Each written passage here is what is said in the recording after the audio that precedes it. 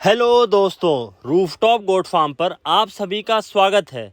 इस चैनल के माध्यम से हमारी ये कोशिश है जो लोग बकरी पालन कर रहे हैं उन तक बकरी पालन की सही, सटीक और प्रैक्टिकल जानकारी निशुल्क पहुंचाई जाए। दोस्तों, समय की आवश्यकता ये है कि बकरी पालन के नाम पर हम सिर्फ बकरी को पालना न सीखें, बल्कि हमें ये सीखने की प्रयास और कोशिश में लगे रहना चाहिए कि बकरी पालन करके हम पैसा कैसे कमाएं। क्योंकि लोग बकरियां तो ज़माने से पालते चले आ रहे हैं, लेकिन गलती ये हो जाती है कि साइंटिफिक अप्रोच और मॉडर्न तरीके का इस्तेमाल न करके वो बकरी से एक प्रॉफिट जनरेट नहीं कर पा रहे। बकरी पालन से एक अच्छी इनकम जनरेट करने के लिए और पशुओं को सही समय पर कम लागत पे तैयार करने के लिए सबसे ज़रूरी चीज़ जो होती है वो है आहार प्रबंधन। अक्सर नया पशुपालक यहीं लड़खड़ा जाता है। या तो वो पशुओं को तैयार करने के लिए इतनी महंगी फीड दे देता है जिससे उसकी लागत नहीं निकल पाती, और कभी इतनी कम फीड देता है कि पशु सही समय पर तैयार नहीं होता।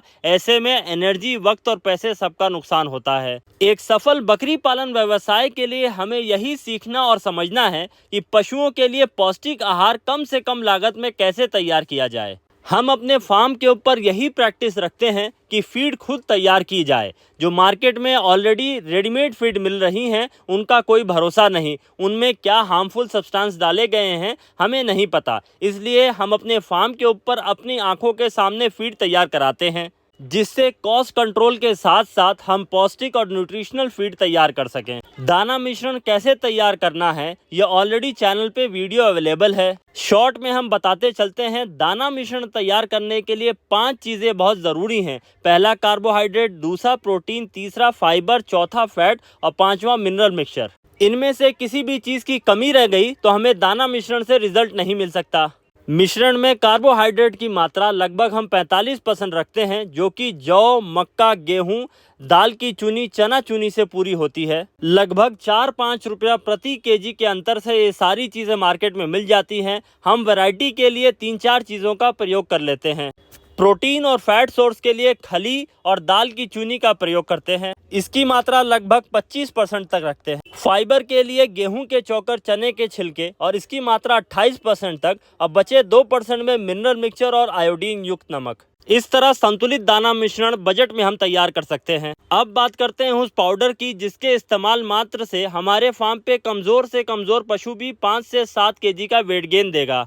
वो है खुराक पाउडर और टोटाविट स्ट्रॉन्ग मिनरल मिक्सचर पाउडर। खुराक पाउडर की सबसे अच्छी बात यह है, इसमें ज़रूरी मिनरल और विटामिन के साथ साथ probiotic, bypass fat, bypass protein, amino acid और दूसरी ज़रूरी चीज़ें मिली होती हैं। सानी बनाते समय 10 ग्राम प्रति पशु के हिसाब से हम पानी में घोल लेते हैं। इसके बाद इसमें पशुओं की संख्या के हिसाब से फार्म पे तैयार किया गया दाना मिश्रण इस घोल में मिलाते हैं। पशुओं को हेल्दी रखने के लिए और उनसे अच्छा प्रोडक्शन लेने के लिए उनके शरीर के वजन का लगभग 4% ड्राई मैटर देने की ज़रूरत होती है, जो कि हम दाना मिश्रण और सूखे चारे से पूरा करने की कोशिश करते हैं। दोस्तों, बकरी पालन के इतने दिन के अनुभव में हमने ये सीखा है कि पशुओं को कभी जोड़ के ना खिलाएं।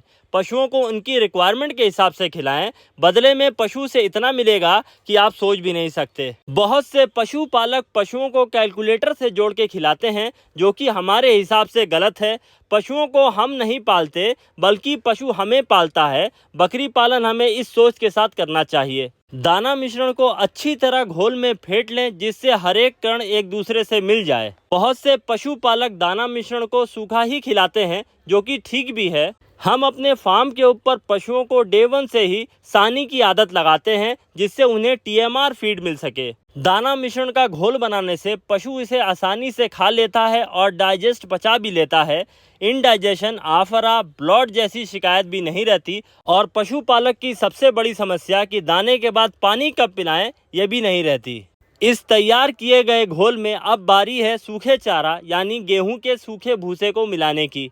न्यूट्रिशन के हिसाब से भूसे में बहुत कुछ नहीं होता, बस ये पशुओं का पेट भरने के काम आता है। सानी बनाते वक्त इस बात का खास तौर पर ध्यान रखना चाहिए कि भूसे में कोई फॉरेन मटेरियल, डस्ट पार्टिकल ना हो जो पशु को नुकसान पहुंचा दे। इस मिश्रण को हम अच्छी तरह फेंट लेते हैं, जिससे सारी चीज़ें एक दूसरे में घुल मिल जाएं, और इस तरह हम तैयार करते हैं पशुओं के लिए पौष्टिक और स्वादिष्ट TMR सानी। इसकी कॉस्ट लगभग हमें 30 रुपया प्रति किलो आती है और इसे पशु बड़े मन और चाव के साथ खाता है, बिल्कुल भी वेस्ट नहीं करता और इससे हमें बेस्ट रिजल्ट मिल रहा है। चाहे हम बात करें पशुओं के वेट गेन की, चाहे पशुओं से मिलने वाले उत्पादन की, ये दोनों चीज़ों की वृद्धि करता है। इस चैनल के द्वारा हमारी यही कोशिश है, जो हम अपने फार्म के ऊपर साइंटिफिक प्रैक्टिकल्स करते हैं उनका रिजल्ट आप तक पहुंचाएं, जिससे किसानों का फ़ायदा हो सके। हमारे चैनल को सब्सक्राइब करके और शेयर करके इसमें हमारा साथ दें, ताकि हम प्रैक्टिकल ट्रेनिंग आप तक फ्री ऑफ कॉस्ट पहुंचाते रहें। Thanks for watching. Please like, share and comment.